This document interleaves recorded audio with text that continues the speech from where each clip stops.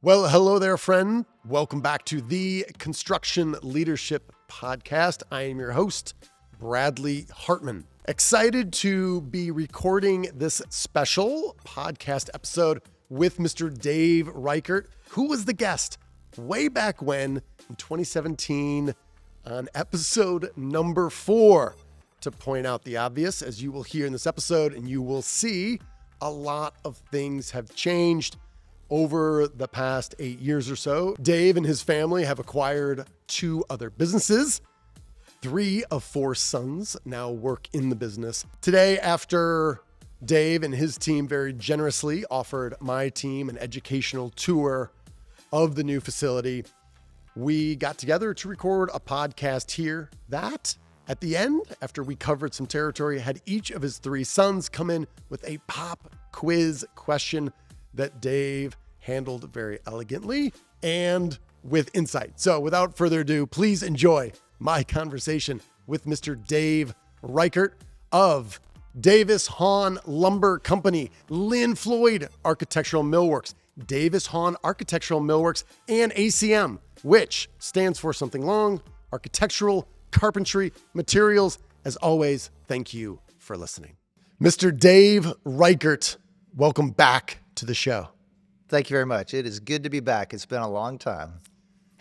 So I went back and listened to episode 4, as it turns out, number 4, 004.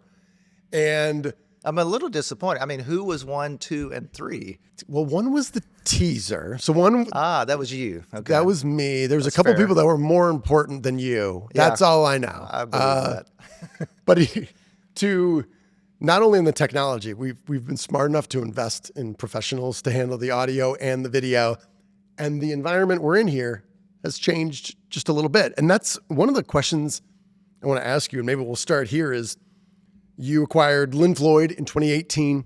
In 2021, ACM, you can tell us about that a little bit. What have you learned about acquiring new locations with unique brands, talented people, and integrating them into a larger whole that's still cohesive and that retains customers and grows on it? I've learned how challenging it is. And certainly there's a digestion period. It would have been easier, I think, if we had rebranded the acquisitions to be Davis-Hawn, but each of them was unique. Mm-hmm. They had a different customer base. And really, in each case with Lynn Floyd Architectural and Architectural Carpentry Materials, we have very long names to these. But they had a kind of a higher level of quality reputation than Davis-Hawn. So we didn't want to roll it into that brand, but it has presented challenges. We've left them as separate legal entities, so we operate separate P&Ls, and that's helpful to have smaller segments, that kind of profit centers. But from a branding, we're still working on it, to be quite honest. What opportunities has multiple locations with different talented people and processes offered in terms of what materials, if any, have you been able to say, all right, we're going to have this location, just focus on this set of materials, or we're really going to focus on servicing the customer in this way out of this location? Have those opportunities come up, and how challenging have those been to execute? Yeah, that's a good question. One of my dreams was always to have, we were challenged, and we had a very high-end customer base on one hand, and then we had a more budget-conscious clientele on the other. And so we could not afford to have 2 completely separate inventories and trying to manage those service levels differently. And kind of the challenge, too, of servicing trim carpenters on the one hand and framing carpenters on the other. So when we acquired ACM, it really allowed us to finally make the split. So the original Davis-Hawn location is really geared toward the framing contractor, engineered wood, framing packages. We can use speed, volume, all the different metrics that related to kind of the distribution side there. And then with ACM, it was really geared to the trim carpenter. Where we're sitting, we're combined with our 2 manufacturing companies. So all 3 of those are really finely focused on the trim carpenter, the architect. It's materials that you can see, and you handle those differently. So even our distribution staff is trained differently with that. Has your leadership style changed at all as you look at the growth of the organization?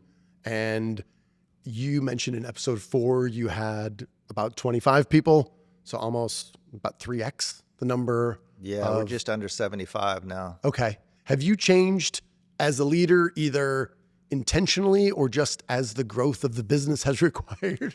Yeah, I've changed out of desperation, I mean, you could do kind of the management by walking around when you've got a single location and 25 people wearing a lot of hats. I think back then, too, we weren't of a size where I felt like I could hire in the best talent. We just didn't feel like we could afford it.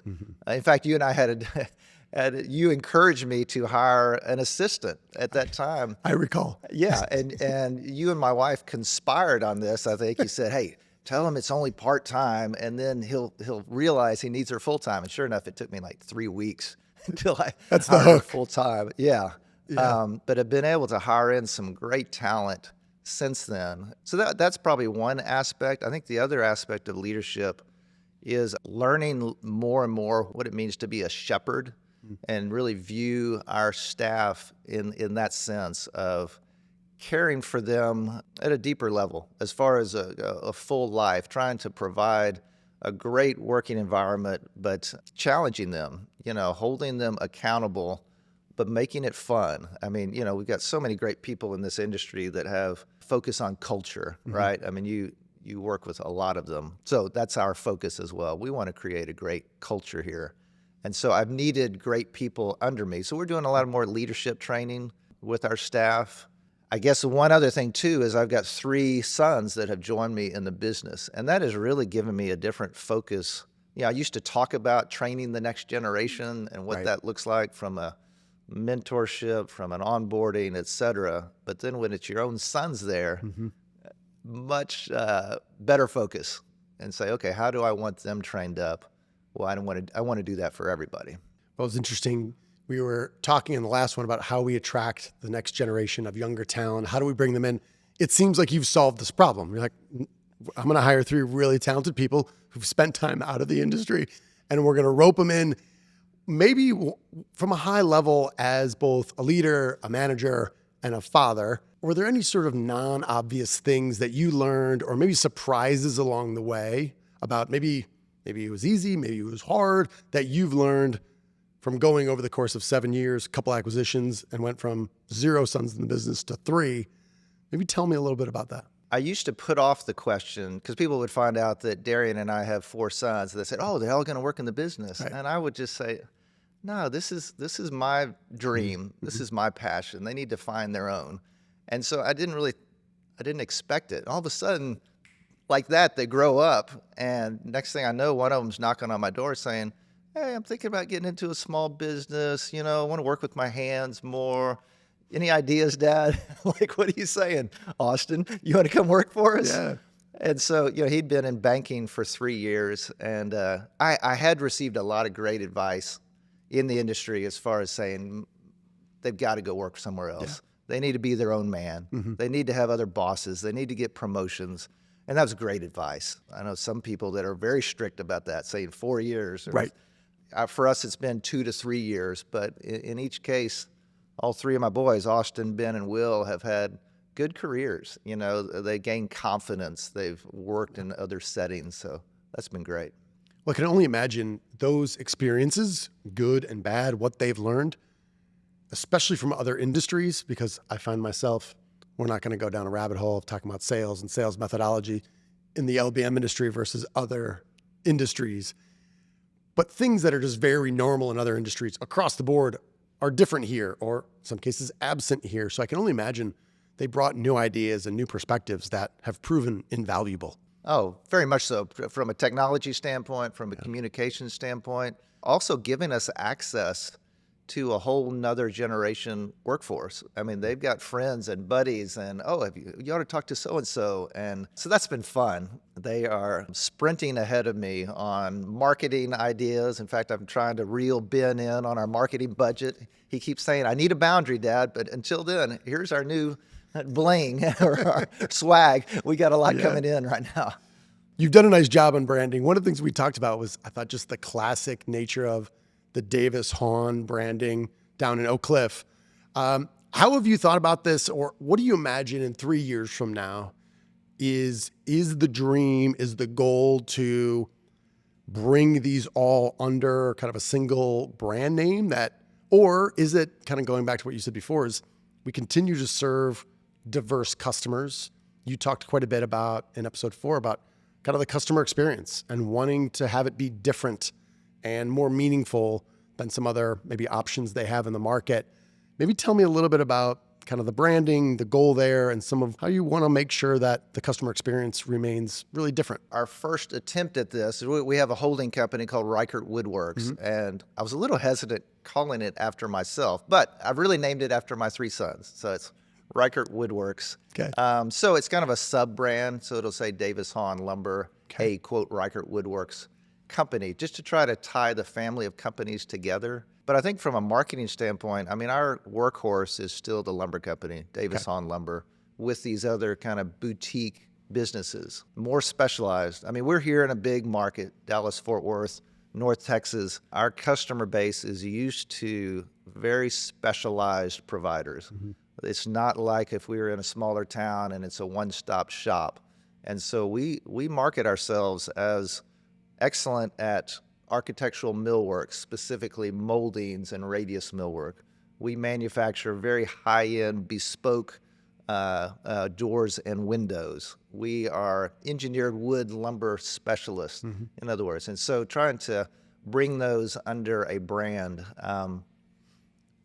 We've also kind of discovered, the more we do it, we've really got 2 lumber yards, and those distribution businesses act so similar, same software, ERP systems. We can do some centralized dispatch with those.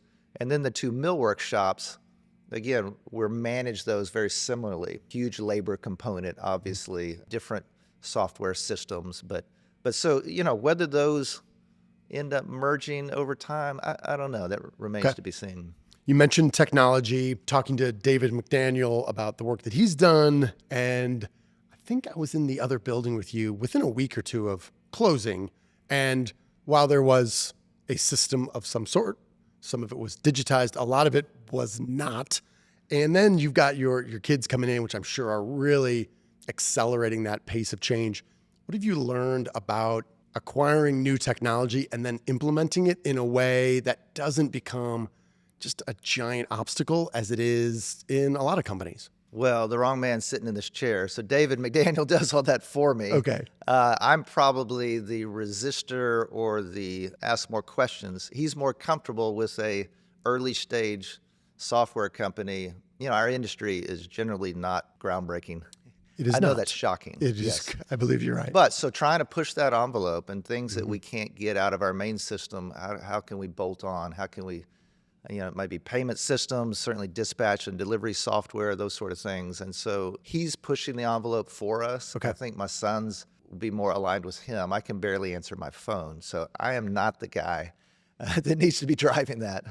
I will say one other area of technology has to do with the 2 millwork companies. What we have found is it's really been nearly impossible to find, say, a bench carpenter that knows old world joinery, mortise and tenon doors, and that kind of craft. So we really are trying to grow our own. And so as part of the attraction and retention of that next generation, we're pushing the envelope, at least for us. I mean, we're going from shapers and some basic tooling to 5-axis CNC. We've got a 3-axis CNC. We've got some great Weinig 6-head molders.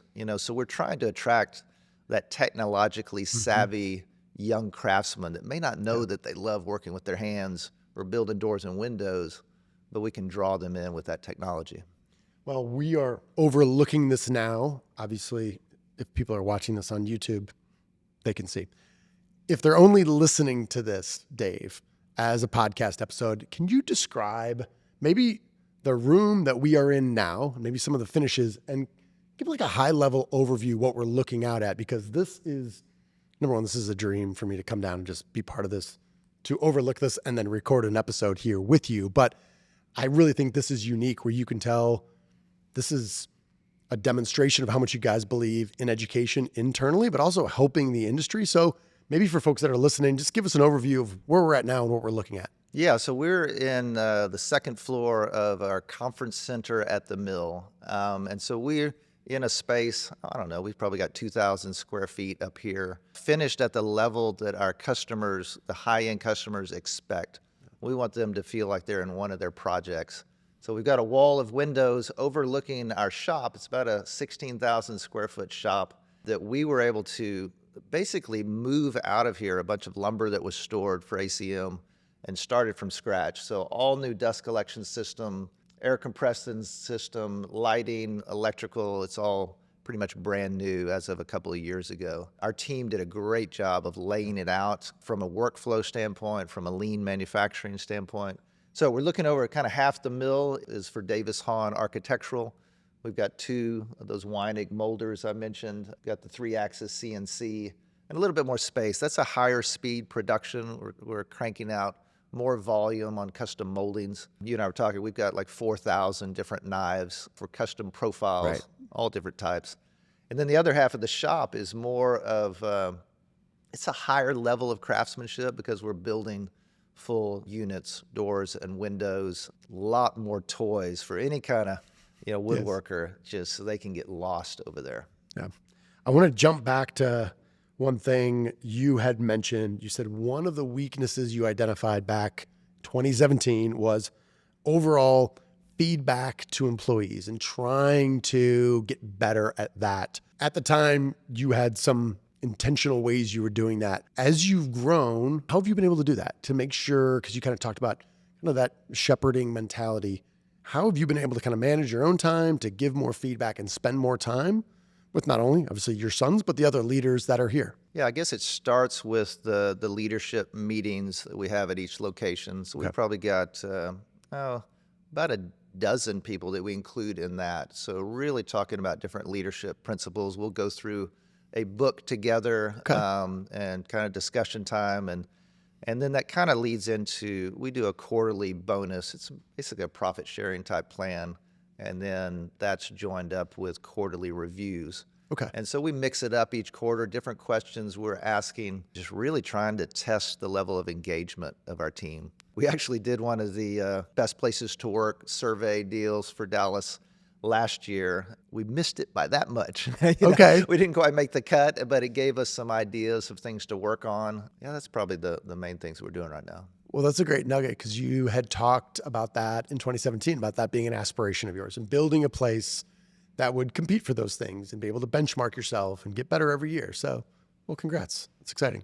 Well, congrats on not just missing it. Well, we'll do better next year, right? Yeah, no, the fact that, you went through that effort, which I realize is something that takes time. It takes bandwidth. You have to make that, an initiative to go after it. And yeah, we were pleased with the feedback on the level of engagement of our team. But yeah, it's a work in progress. I mean, we do some more interesting things. We've got a corporate chaplain, for instance, that is checking in on everybody on a weekly basis at each location.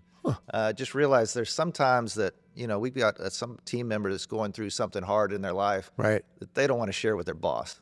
And so that gives them an outlet in a confidential setting to be able to deal with, maybe a family issue or an addiction issue or whatever. We want to try to care for them. You mentioned books. I got to ask, what leadership book stands out recent or that you've done in the past that you think was effective or really got a high level of engagement with your team? Anything come to mind? The first we went through was called The Way of the Shepherd. I can't remember exactly the name of it. The guys at Walker Lumber had recommended it. Ray Hales. Yes. Loved it. Our team loved it. I thought that was fantastic. And then we went through a book called Good Works, or Good Work, by Dave Reichert. Okay. And he's a Wisconsin gear maker. It's the best book I've ever seen on kind of the blue collar working environment and how to care for your team and attract that kind of workforce.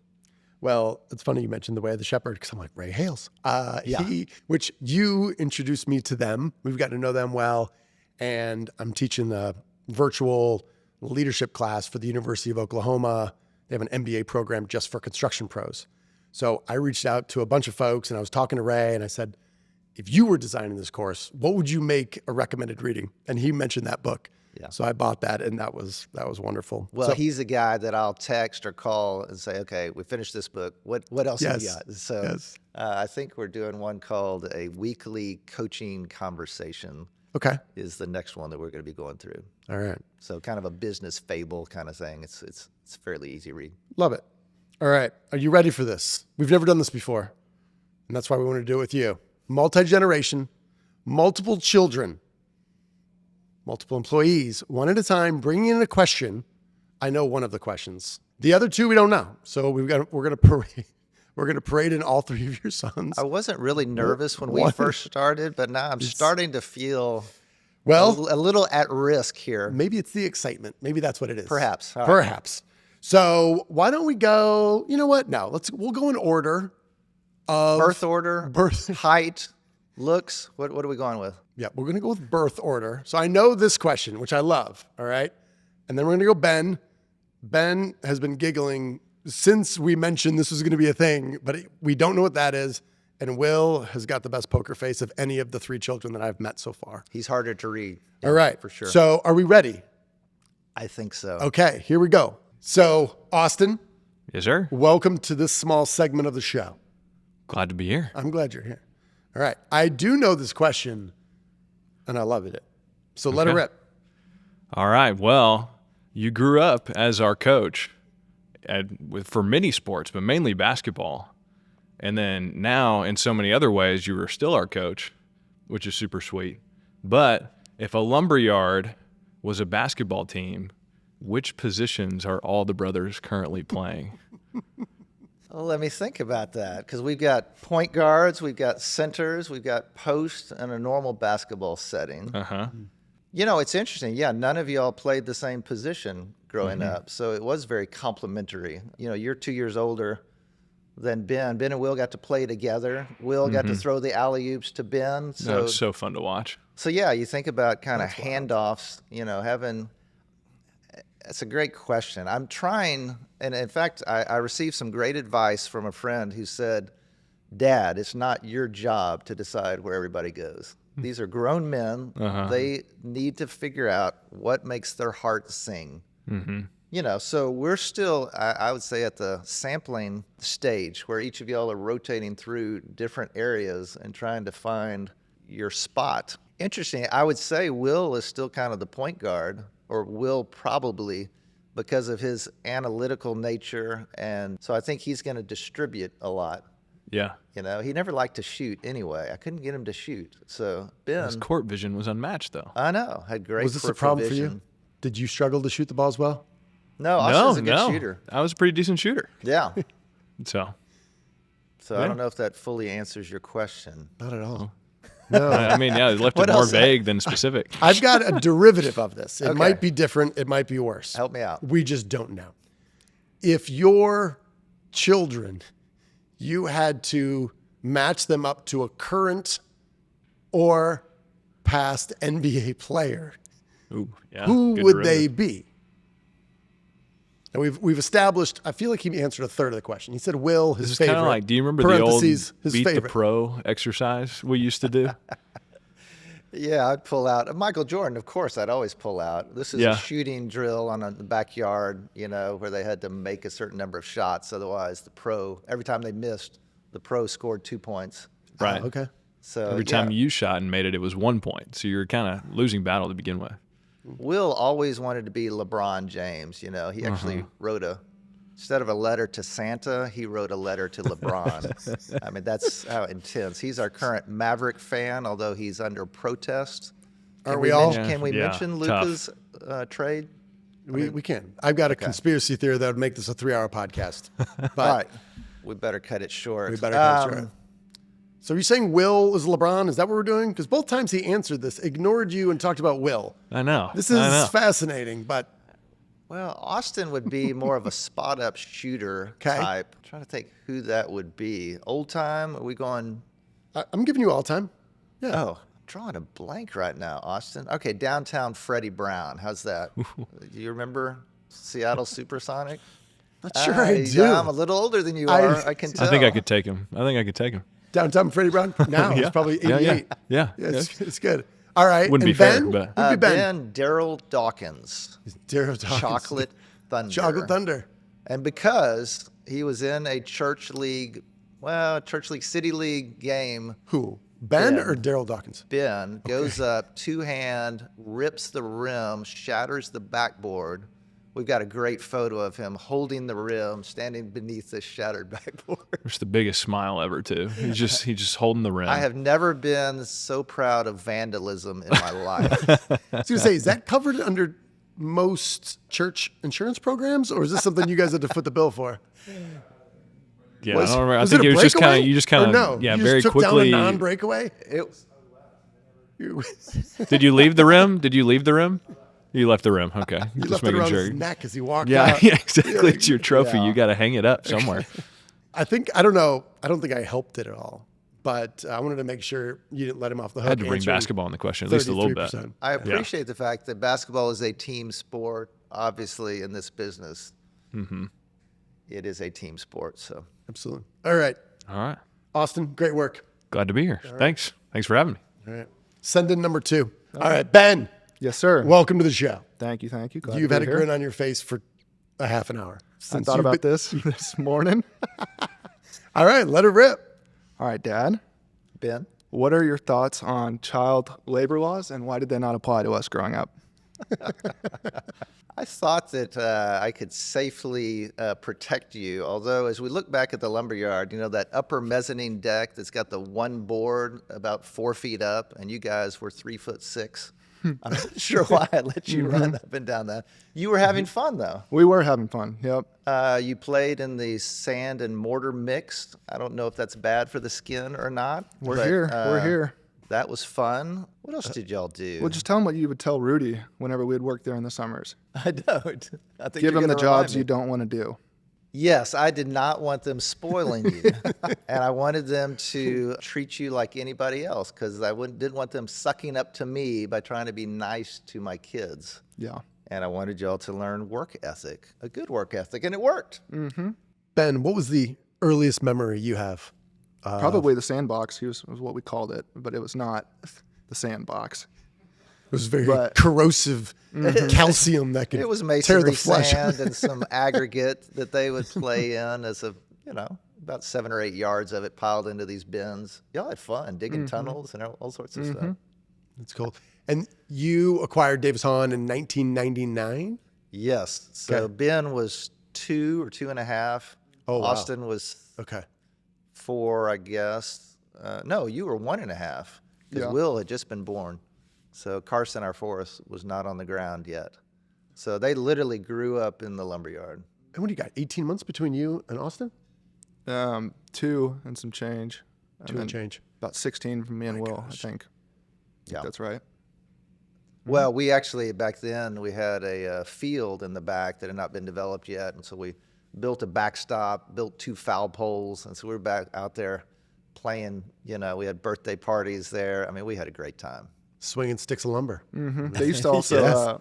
have an intercom system, and once we figured out how to do the full intercom, that was when it was really fun. Do you remember that? Yeah, all I remember is y'all discovering the snack area. And I'd be coming, they'd have these honey buns. I mean, wrappers everywhere, Bear It was- claws, 3 or 4 at a time. Oh, they loved it. That and the old soda machine. They used to have my dad would always have a jar of quarters in his desk, and so we'd always go rate the quarters, get some sodas. It was much more impressive than my former profession as a lawyer. I could not impress them with much. No. But when you can crawl into the cab of a pickup, blow the air horn, hop in a forklift with your dad, and raise up Pretty great. thousands of pounds. So Did you guys ever race forklifts around the yard? No, Oh, because we're not allowed to drive them. Yep. But we Wow. would climb lumber stacks never did that all day either. long. All right. all I Great got. question. Thank Ben, you. thanks for joining the show. You're welcome. All right. Will, How's it going? welcome to the show. Thank you. All right. Got a hot question. So you've heard the other 2 questions. I have. Are you confident whatever question comes out of your mouth now is by far the best one? Because in both of the answers to both of your older brothers, you came up. So I hope this is the best because you seem like the best son. I don't know about that. I appreciate that. we but love them all the same, Bradley. The question I have, whenever you would drive us to school in that big red truck, how confident were you in driving that around, or were you just completely winging it? Fortunately, that was a non-CDL truck. Okay. Can you describe the truck, please? It was a Kenworth. Okay. I think a T300, as I recall. About an 18-foot flatbed on it. Manual, I'm assuming? No, it was on automatic. Oh, it that was, okay. That was fairly easy. Okay. But we would pile, how many kids would we get in the cab of that thing? I feel like 4 at Yeah. least or 5. This was the last day of school every year. And so we would literally do laps around the neighborhood, picking up kids, dropping them off in front of the school, blowing the air horn, scaring the crossing guards. You know, they had a ball until what grade did that no longer cool? Probably, definitely, I think 4th grade was the last year. Yeah, I couldn't go to middle school. No, in that. definitely not. Very uncool. No, when I was most nervous was the July 4th parade, when we had all the Cub Scouts on the back, and we had some float in front of us that was throwing out candy. And so all these kids are darting into the street in front of my big old truck that I only drive once a year, picking up candy. And I was just praying that, Lord, please help me not squish one of these kids. Squish is one verb to use, but yeah. Will, what were you going to say? I just remember like we would get dropped off in front of school, and I was definitely a shyer kid growing up. And so I would get out of this big truck, take me like 30 seconds to like climb down it, and then I would be walking into school and just everybody's looking at me, and then I would just hear this big air horn blowing behind me, and so I would just like put my head down like running in thinking like, oh, these kids probably think I'm so weird. Did you ever take it to prom or anything cool like that? Homecoming, maybe? No, I didn't. That's a missed opportunity. We should have. Well, let me ask you this. When you are a father and say you have access to a truck like that, will you take your kids to school in it? Ooh, that's a good question. That's a good question. I feel like I'd have to keep the tradition going. I think so too. Yeah. Yeah. Yeah, real quick, talk about the truck that we saw. Oh yeah. None of us believe you, but you can go. Oh, you saw it? We had a family vacation in Belize. And Okay. there's one road all the way over to Guatemala, I think, to see the Aztec ruins or Mayan ruins. And we're coming back the other direction, heading toward the coast. I'm in the back seat. We're all tired. I look out to my left, and there's this lumber truck. It's yellow, and it says Davis-Hawn Lumber Company on it. What? I do a double take. I'm waking everybody up in the car. And I'm like, what in the world? And I get back home and I look through the records, and sure enough, we had sold that truck and they had a home address in Belize. They'd driven it from Dallas all the way through Mexico, all the way down to Belize, and we run into it on vacation. That is a phenomenal story. So the lesson is mark off the labeling on your truck when you sell them. Don't leave it on the truck. Yeah, hopefully some legal activities were. Oh, no telling. Did you have any concerns at any point in time? Like, I don't know who might be sullying our good name in this globe, and to realize that someone out there is running around. Branding is very important, you know, Very throughout important. the northern hemisphere here. Oh, I didn't know where you were going with that story. I didn't think it was that, but I thought you would have had a heart attack. You We should have turned around and gotten a picture with it, and we missed that opportunity. Oh but my gosh, that's amazing. All right, Will, appreciate you making time. Yeah, thank you. Hey, thanks. All right, Dave, you've had 3 questions you haven't seen coming. I'm going to give you a 4th. I want you to bring this home. What is, if you said, all right, if I had to distill, I'm going to give you a terrible, ridiculous question. Distill down all the experiences of your leadership journey from episode 4 to, this will be episode somewhere between 460 and 470, probably. What one leadership statement or quote or thing stands out in your mind that would bring us from 2017, from episode 4, all the way to this one with all the changes and the growth of your organization? Got 3 amazing kids in the business. Like, what stands out in terms of just one line or 2 about leadership? I think it's just the fact that leadership is a skill that you can aggressively pursue. I don't think I did that early on. I think it was a passive or just relying on natural instincts. And so I've enjoyed aggressively seeking out leadership. And I guess, again, it all comes down, for me, the relationships. It's building that relationship, building trust, and genuinely caring for our team. I think that's the foundation of leadership. and things spill over. There are definitely techniques, and I think we're improving on career development and thinking about that, whether that person continues with us or somewhere else. I want them to leave a lot better craftsman or employee for someone else, and certainly I want their family to be happier when they come home at night. It's wonderful. I think that's a great place to end. Congratulations on all your success. And I will say you've been very generous and thoughtful and kind, and I think have been a really good model for me as we've been growing our business. And I know a lot of other people in this industry, as you guys have grown, like you used to always talk about going to the LMC and seeking out people who are at a bigger stage than you are at. I've talked to some people that have been around you that are at a smaller stage and look up to you. So it's this whole kind of journey we're on. And I just want to say thank you and congratulations on all your success. Well, thank you. This is a joy. It's a joy to know you and to hear your podcasts and learn. I mean, you are the consummate curious learner, and that's the way I want to be and our team to be. So thanks, Bradley. Thank you. All right, then, friend. Thank you for listening. Hopefully you enjoyed my conversation with Mr. Dave Reichert as much as I had, getting a tour of their facility here near Love Field in Dallas, and then having this conversation with not only Dave, but his 3 sons. I'm excited to meet Carson. When does he graduate Texas A&M? Soon, right? Yes, this May. Okay, no pressure, but I expect to see him in here real soon. No, 3 or 4 years. 3 or 4 years. So, Dave, thank you. We're going to close out like we always do with our leadership mantra. You are owed nothing. Deliver value first. Make it a great week.